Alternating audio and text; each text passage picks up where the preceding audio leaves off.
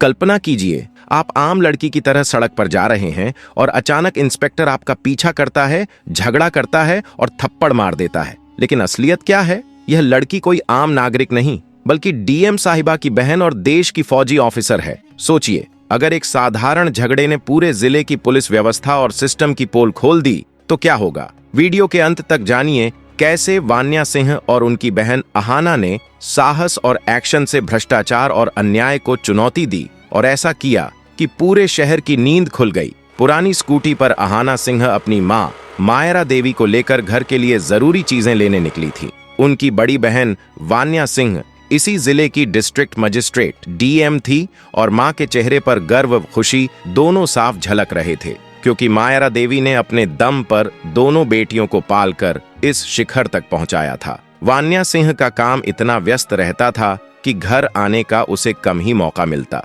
जैसे ही स्कूटी शहर की सीमा से बाहर निकलते हुए सड़क की ओर मुड़ी, वहां आगे एक पुलिस बैरियर दिखाई दिया। जीप के बोनट पर पैर रखकर मूंछों पर ताव डालते हुए इंस्पेक्टर आरुष राठौर बैठे थे और सड़क पर दौड़े दौड़ाए हवलदार सुरेश और रमेश लाठियां लहराते हुए आ रहे जाने वालों से चालान काट रहे थे और जबरदस्ती पैसे मांग रहे थे। उसी समय अहाना सिंह अपनी पुरानी स्कूटी पर मां मायरा देवी के साथ बैरियर की तरफ आ रही थी। जैसे ही वे बैरियर पार करने के लिए आगे बढ़ीं, इंस्पेक्टर आरुष राठौर उठकर जीप से उतरे, हाथ उठाकर गरजते हुए बोले, ए लड़की, स्कूटी बाएं लगा, कहां भाग रही हो? इतनी जल्दी किस बात की? अहाना ने मां से स्कूटी रोकने को कहा, पर उसके चेहरे पर डर का कोई निशान नहीं था। शांत होकर उसने कहा, जी साहब, हम घर के लिए जरूरी सामान ले जा रही हैं, हमारे पास सभी कागज मौजूद हैं, आप देख सकते हैं। आरुष राठौर ने उस पर तंज कसते हुए ठहाका मारा। ओहो, बहादुरी दिखा रही है ये।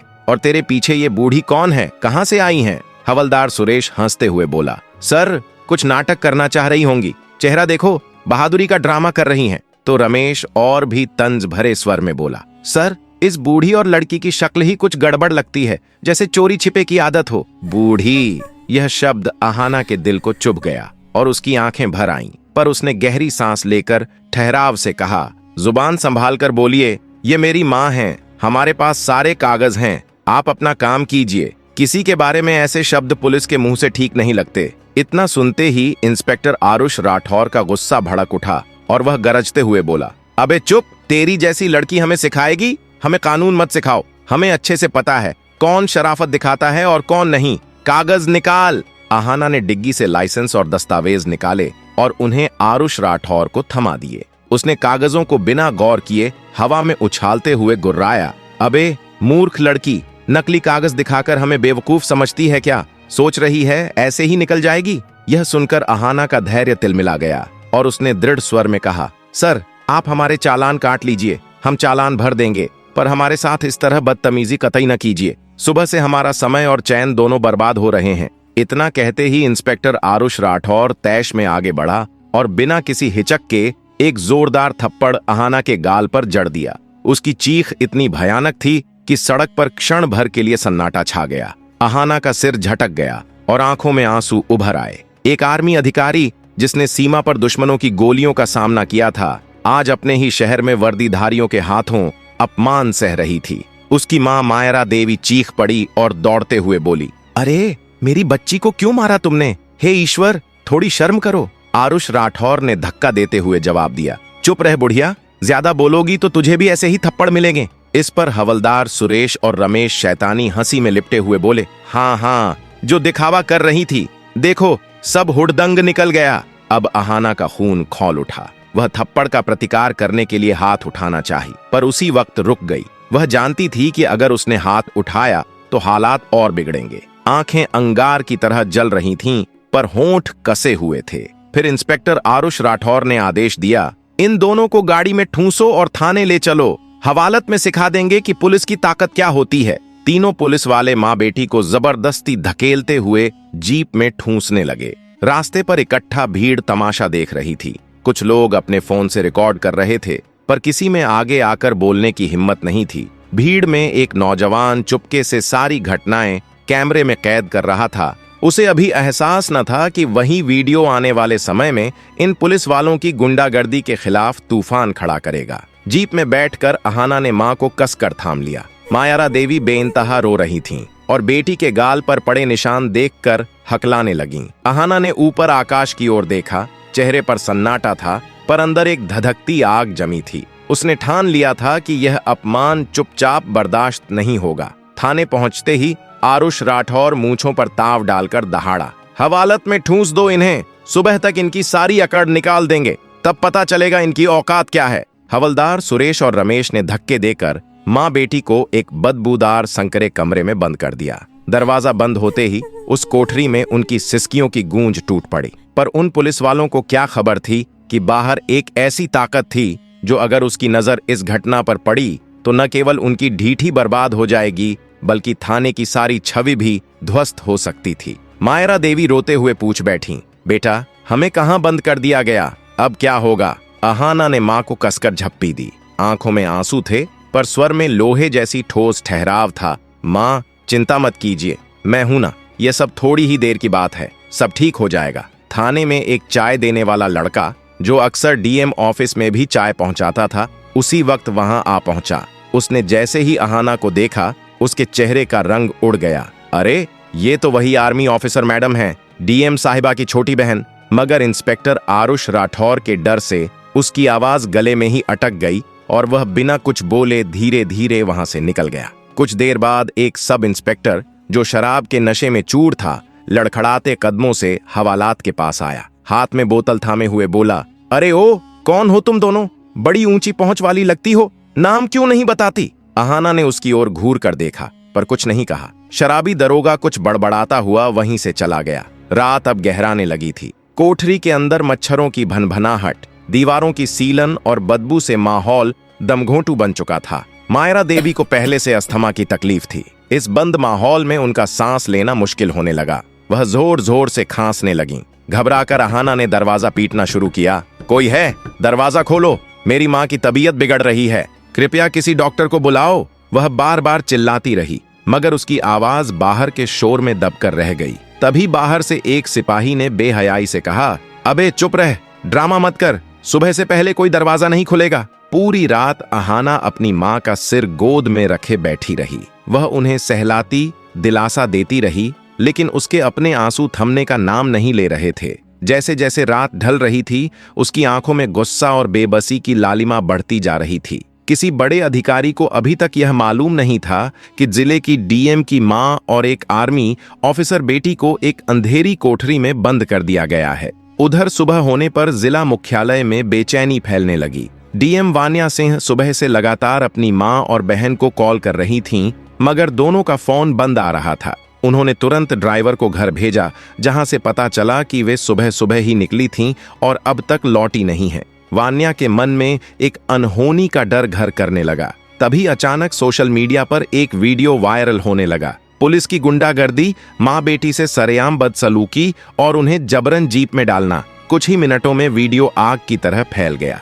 जनता पुलिस के खिलाफ गुस्से में भर गई और हर प्लेटफॉर्म पर विरोध भरे कमेंट्स आने लगे। वही वीडियो व्हाट्सएप ग्रुप्स के जरिए घूमता हुआ डीएम वान्या सिंह के पीए प्रयत्न तक पहुंचा। उसने जब वीडियो देखा तो उसके हाथ कांप उठे। घबराते हुए वह सीधे डीएम मैडम के केबिन के बाहर पहुंचा और दरवाजा खटखटाया। उस वक्त वान्या सिंह एक अहम मीटिंग में थीं। उन्होंने पहले इशारे से उसे इंतजार करने को कहा, पर उसकी आंखों में जो डर और बेचैनी थी, उसे देखकर उन्होंने मीटिंग रोक दी और साथ वाले कमरे में चली गईं। क्या हुआ प्रयत्न, सब ठीक तो है? उन्होंने गंभीर स्वर में पूछा। प्रयत्न ने कांपती आवाज में कहा, मैडम एक वीडियो है। वान्या ने उसका फोन थामा और वीडियो चलाया। जैसे जैसे दृश्य आगे बढ़ते गए, वान्या सिंह के चेहरे का रंग उड़ता चला गया। आंखों में गुस्सा, दर्द और हैरानी सब एक साथ उभर आए। उस वीडियो देखते ही वान्या सिंह की शांत आंखों में पहले आश्चर्य की चमक, फिर नाराजगी और फिर एक भयानक तूफान उठाया जब उसने देखा कि इंस्पेक्टर आरुष राठौर अपनी फौजी बहन अहाना के गाल पर थप्पड़ मार रहे हैं। तो उससे काबू न रहा, हाथ कांपने लगे और फोन गिरते गिरते बचा। उसकी माँ, वह प्यारी माँ मायरा देवी, जिनके आगे वान्या कभी तेज आवाज में नहीं बोली, सड़क पर झुककर गुहार लगा रही थी। और उसकी छोटी बहन अहाना, जो देश की शान मानी जाती थी, उस भीड़ के बीच बेबस खड़ी थी। आंखों में पानी भर आया, पर उसने तुरंत आपसी भावनाओं को परे रखा। वह एक डीएम थीं, इस घड़ी में भावनाओं को हावी नहीं होने दिया जा सकता था। भीतर एक बेटी और बहन के तौर पर वह चिल्लाना चाहती थी, पर अधिकारी के रूप में उसका फर्ज बोल उठा। उसने दांत जकड़ लिए और सांसें तेज कर लीं। मीटिंग वाले अधिकारियों से उसने कहा, यह बैठक यहीं समाप्त होती है, आप लोग जा सकते हैं। सभी के बाहर जाने पर उसने अपने पीए से आदेश दिया, प्रयत्न तुरंत पता लगाओ यह किस थाने की घटना है और मेरी माँ व बहन अभी किस स्थान पर हैं। हर मिनट की जानकारी दीजिए। उसकी आवाज की ठंडी गंभीरता ने पीए को झकझोर दिया। वह समझ गया कि आज शहर में एक ऐसा तूफान उठने वाला है जो कई लोगों की वर्दियां और कुर्सियां हिला देगा। वान्या कुर्सी पर बैठकर विचार निमग्न हो गई। मेरी माँ ने हमें पालने के लिए अपनी सारी जिंदगी समर्पित कर दी और मेरी बहन ने देश के लिए जो समर्पण किया है उसके साथ यह सलूक बर्दाश्त नहीं किया जाएगा। आज डीएम होने का असली अर्थ यह है कि इन वर्दीधारी गुंडों को सजा दूं, न्याय मिलेगा, ऐसा न्याय कि उनकी आने वाली पीढ़ियां भी उसे याद रखेंगी। वहीं थाने की उस जलती रात ने पीड़ा और बेबसी का एक भयानक ख्वाब छोड़ दिया था। जैसे ही सुबह की पहली किरण हवालात की छोटी जाली से अंदर पहुंची, उसने कोई उम्मीद नहीं बल्कि और अधिक निराशा ली आई। मायरा देवी की सेहत और बिगड़ चुकी थी, सांसें में घबराहट थी और वे लगभग बेहोश पड़ी थीं। अहाना ने उनका सिर अपनी गोद में रखा था, उसके गाल सूजकर लाल थे। पूरी रात गुजर जाने के बावजूद उन्हें एक गिलास पानी तक नसीब नहीं हुआ। एक सिपाही गुजरता हुआ गया। अहाना ने हिम्मत करके कहा, भाई साहब प्लीज डॉक्टर बुला दीजिए, माँ की हालत गंभीर है। सिपाही ने तिरस्कृत निगाह से देखा और कठोरता पूर्वक कहा, हम अपराधियों के लिए डॉक्टर नहीं बुलाते, मरेंगे तो हमसे एक गिनती कम होगी। यह कटु वाक्य अहाना के दिल में जैसे भेद कर गया, पर वह मौन ही रही। उसकी आंखों में अब आंसू नहीं बल्कि एक ठंडा फौजी सा क्रोध समाया था, ऐसा क्रोध जो किसी ज्वालामुखी की तरह फटने को तैयार हो। उसी समय थाने के बाहर का माहौल बदलने लगा। वह वीडियो अब केवल शहर तक सीमित नहीं रहा था, यह पूरे राज्य में फैल चुका था। तमाम सोशल मीडिया प्लेटफॉर्म्स पर लोग उबाल में थे, क्या यही है सिस्टम का असली चेहरा? कोई लिख रहा था, अगर ये डीएम की फैमिली के साथ ऐसा हो सकता है तो आम आदमी का क्या होगा? उधर खबर मीडिया तक भी पहुंच चुकी थी। रिपोर्टर्स की गाड़ियां थाने के बाहर इस तरह जमा थीं मानो कोई बड़ा युद्ध चल रहा हो। किसी को अंदर जाने की अनुमति नहीं थी, लेकिन कैमरे बाहर से हर हरकत को रिकॉर्ड कर रहे थे। थाने के भीतर इंस्पेक्टर आरुष राठौर इन सब हलचलों से बिल्कुल अनजान अपने ऑफिस में बैठा आराम से चाय की चुस्कियां ले रहा था। उसे पूरा यकीन था कि उसने 2 उद्दंड औरतों को सबक सिखाकर कोई बहुत बड़ा काम कर दिया है। तभी उसका मोबाइल बज उठा। स्क्रीन पर नाम चमक रहा था, एसपी साहब। उसने अकड़ भरे अंदाज में फोन उठाया। जय हिंद सर। दूसरी तरफ से गुस्से और घबराहट से भरी आवाज आई, आरुष तुम्हारे थाने में बीती रात कोई खास गिरफ्तारी हुई है? आरुष ने गर्व से कहा, जी सर, 2 औरतें पकड़ी थीं, स्कूटी पर घूम रही थीं, रौब झाड़ रही थीं, शक हुआ तो हवालात में डाल दिया, सुबह तक सारी अकड़ निकल जाएगी। अचानक एसपी साहब की आवाज दहाड़ में बदल गई, तुमने तो सब बर्बाद कर दिया आरुष। वो दोनों औरतें कोई आम नहीं थीं, इस जिले की डीएम वान्या सिंह की माँ और उनकी आर्मी ऑफिसर बहन हैं, और अब उनका वीडियो पूरे देश में वायरल है। बात मुख्यमंत्री तक पहुंच चुकी है। तुमने डीएम की फैमिली को हवालात में बंद कर दिया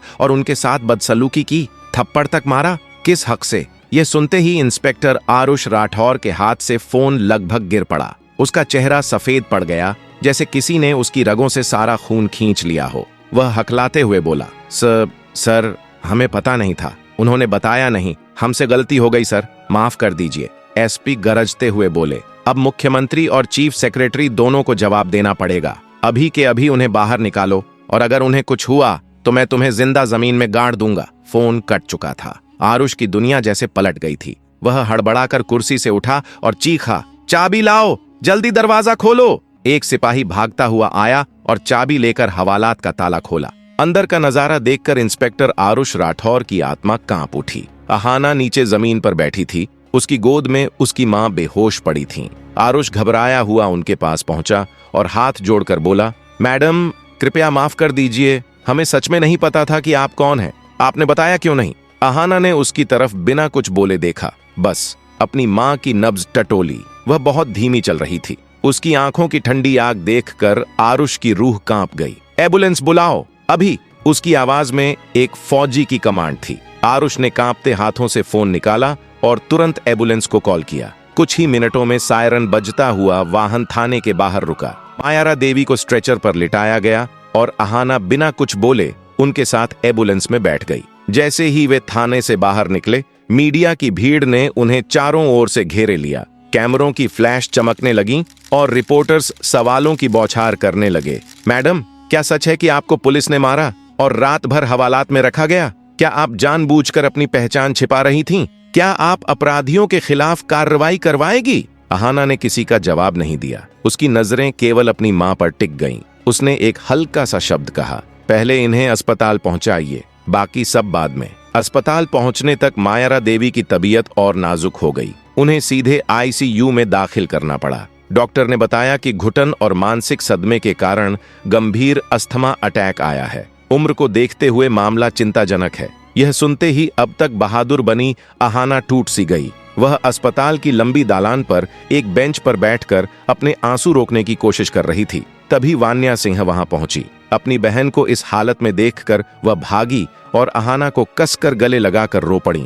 दोनों बहनों ने एक दूसरे को थाम लिया। दीदी, ये कैसे हो गया? तुमने मुझे फोन क्यों नहीं किया? वान्या ने हांफते हुए पूछा।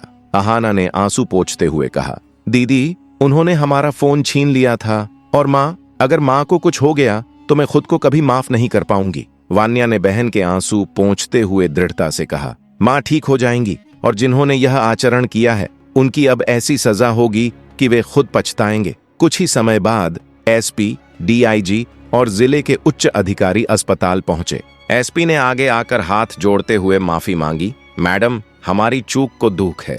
पहचान न पता चलना बड़ी भूल रही। हमने तुरंत संबंधित इंस्पेक्टर और दोनों हवालदारों को सस्पेंड कर दिया है और एफआईआर दर्ज कर ली गई है। वान्या ने उनसे ठंडी मगर तेज निगाहों से कहा कि यह भूल नहीं, गुनाह था। यदि आप पहचान जानकर सम्मान देना ही नहीं जानते तो यह सिस्टम नहीं, गुलामी है। मेरी बहन ने जानबूझकर अपनी पहचान छिपाई ताकि वह यह देख सके कि आम नागरिक के साथ क्या होता है, और आज उसने वही देखा, मारपीट, अपमान और मौत के करीब धकेलना। एसपी शर्म से झुका और फिर बोला, हमसे चूक हुई मैडम, माफ कर दीजिए। वान्या की आवाज और कड़क हो गई। माफी से मां ठीक नहीं होंगी। सुधार तब होगा जब आप समझेंगे कि वर्दी इंसानियत से ही मायने रखती है। उसी समय डॉक्टर ने सूचित किया कि मायारा देवी की हालत स्थिर हुई है, पर उन्हें कुछ दिन आईसीयू में रखना आवश्यक है। यह खबर सुनकर दोनों बहनों ने राहत की सांस ली। शाम को डीएम कार्यालय से एक विशेष प्रेस कॉन्फ्रेंस बुलवाई गई। वान्या खुद मीडिया के समक्ष आईं और ठंडी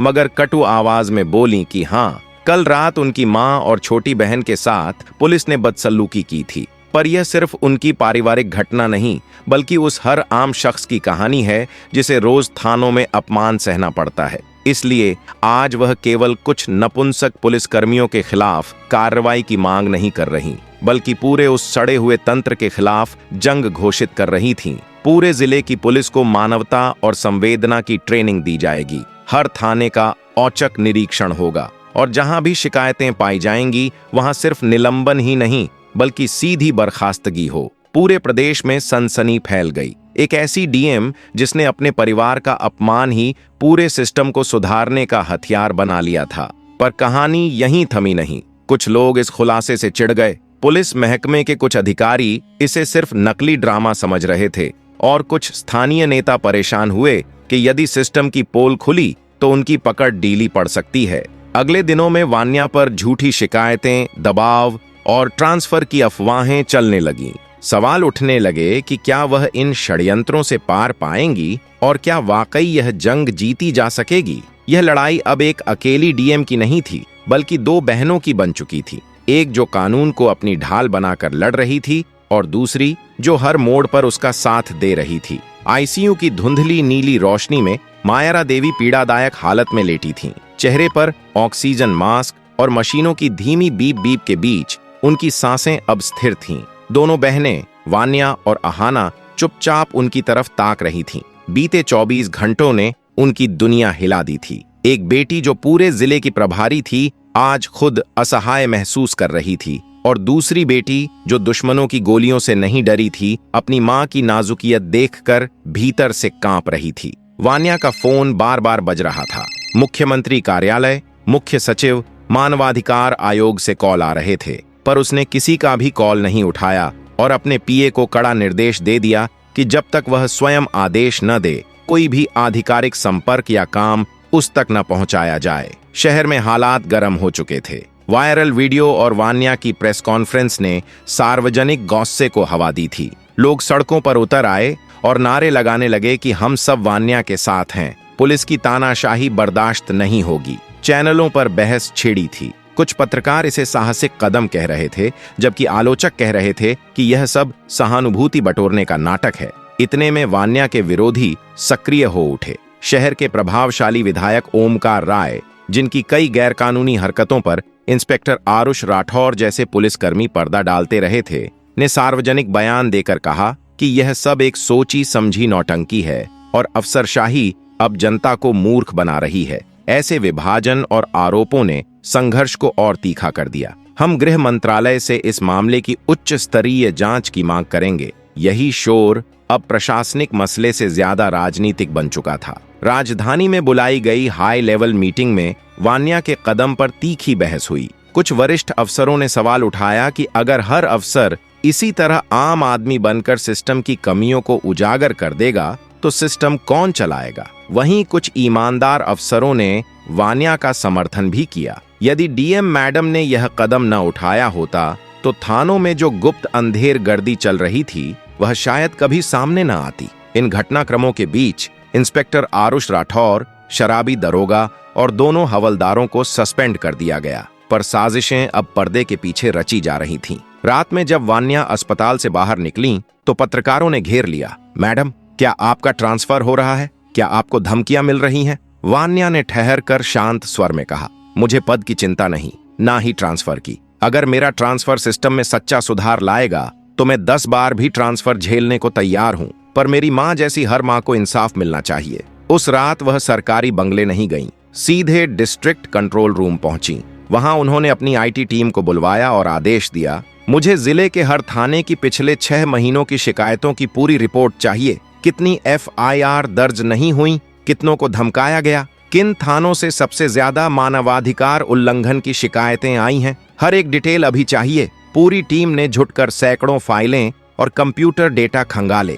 वान्या ने रात भर बैठकर एक एक रिपोर्ट पढ़ी। सुबह होते होते उनके सामने एक भयावह तस्वीर उभरी। उन्होंने 12 ऐसे थाने छांटे जहां पुलिस उत्पीड़न और भ्रष्टाचार की घटनाएं सबसे ज्यादा थीं। अगले दिन जिले के सभी थाना इंचार्जों को इमरजेंसी वीडियो कॉन्फ्रेंसिंग के लिए बुलाया गया। स्क्रीन पर जब वान्या आईं तो उनकी आंखों में नींद नहीं थी, पर एक तेज ठंडक थी। उन्होंने कहा, मुझे मालूम है आप सब हैरान हैं, पर यह सिर्फ मेरा अपमान नहीं था, यह आपके काम करने के तरीके का अक्स है। आज से हर थाने को अपनी शिकायतों का रिकॉर्ड सार्वजनिक करना होगा। हर 15 दिन पर जन सुनवाई होगी और मैं खुद वहां रहूंगी। कुछ थाना इंचार्ज असहज हुए। एक ने हिम्मत करके कहा कि ऐसे कदमों से कर्मचारियों का मनोबल टूटेगा। वान्या ने कड़ी निगाहों से जवाब दिया कि यदि अन्याय करने से किसी का मनोबल बनता है तो ऐसे मनोबल को तोड़ा जाना ही बेहतर है। इसके बाद उन्होंने और भी निर्णायक निर्देश जारी किए।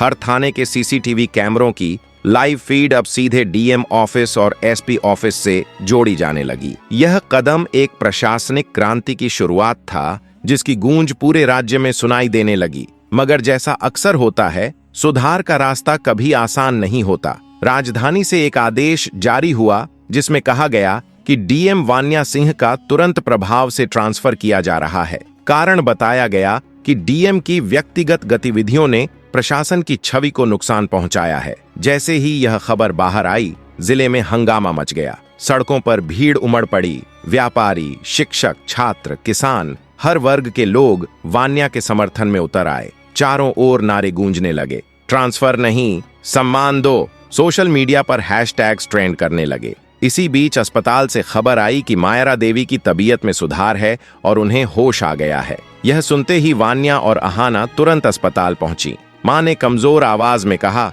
बिटिया, मुझे तो लगा था तुम लोग डर जाओगे, लेकिन तुमने तो सबका सामना कर लिया। वान्या ने मां का हाथ थामते हुए कहा, मां, ये लड़ाई सिर्फ हमारी नहीं है, ये देश की हर मां और बेटी की है। अब सवाल था, क्या जनता का यह अभूतपूर्व समर्थन सरकार के फैसले को बदल पाएगा, या फिर वान्या को इस जंग की कीमत अपना पद गंवाकर चुकानी पड़ेगी। सुबह के 8 बज चुके थे। अस्पताल के कमरे में मायरा देवी अब पहले से बेहतर महसूस कर रही थीं। उनके सामने रखे अखबारों की सुर्खियों में उनकी बेटियों की कहानी छपी थी, लेकिन वान्या के हाथ में जो कागज था वह कोई अखबार नहीं बल्कि ट्रांसफर ऑर्डर था। श्रीमान जिला अधिकारी को तत्काल प्रभाव से स्थानांतरित किया जाता है। नीचे मुख्यमंत्री कार्यालय की मोहर लगी थी।